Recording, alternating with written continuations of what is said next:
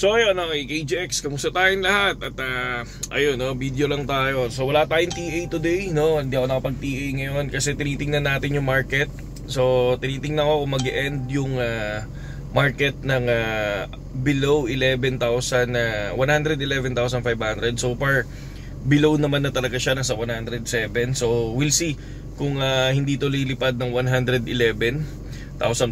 Kasi kapag to lumipad ng 11,500 ulit, I think may pump pa to. Okay? So may mga news na hinihintay din tayo.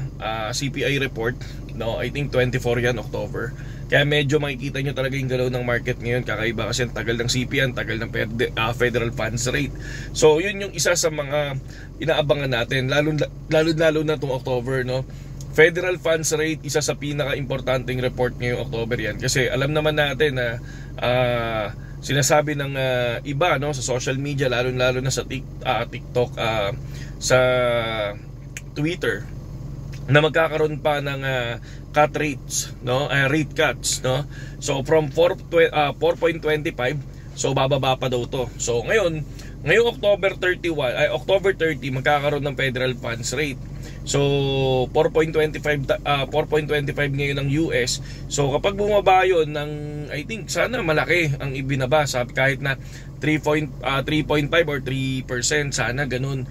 Kapag ganun ang binaba nun, magkakaroon ng skyrocket ulit yun, mga kapatid, no? Ngayon may problem dun. Ang problem dun, deadline ng tariff ng China na 100% ay November 1st. Ngayon, pagdating sa November 1st, at ang ginawa ni President Donald Trump, hindi niya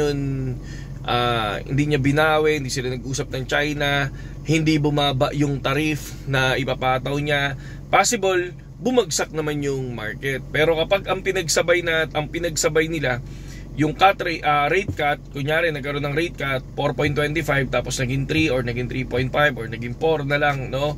Tapos sabay biglang nagkaroon na naman ng adjustment sa tariff ng China, possible mag-skyrocket naman siya, lumipad na naman siya, mag-moonshot na naman si BTC tsaka mga altcoins, no? Kaya ang nangyayari ngayon talaga, so depende sa news na ilalabas ngayon, mga kapatid. Yun yung nakikita ko dito. Ngayon, pag nangyari, walang cut rate na nangyari, walang rate cut na nangyari. So 4.25 still same.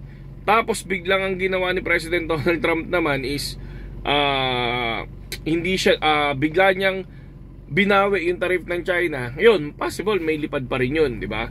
Pero kapag no rate cut tapos sabay hindi binawi yung November 1st na tariff ng China, walang pag-uusap sa China, possible mag-dump yun hanggang 97. Kasi 97 ang wina-watch natin na support, no?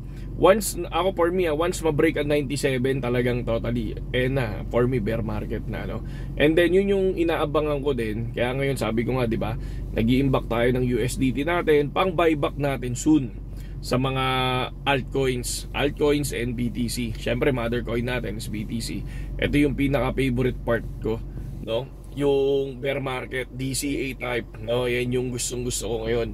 Kumbaga for me, kasi hindi financial advice, for me, crypto parang Michael Saylor lang yan. Better than gold, better than stocks and real estate, no?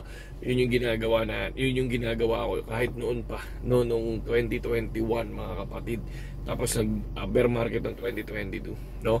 Sa mga sa mga nagpi-PM sa akin para sa Telegram, hintayin nyo lang, no? Pag nag-rest day ako, basta PM lang kayo, babasahin ko lahat yun, mga kapatid. Tapos pasok tayo dun sa Telegram, and then tahimik muna tayo dun kasi nag-ano pa tayo, nag-check pa tayo, pero nag-update tayo doon ng mga altcoins, meme coins, mga ganun, no?